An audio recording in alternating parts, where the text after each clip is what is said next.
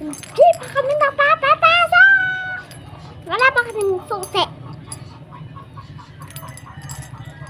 Nakita mo na ako sa bahay ng aming kapitbahay. Nakakaupo. Ito mama ka. Hello ka! Tawag yung papa. Hello ka! Hello ka! Oh.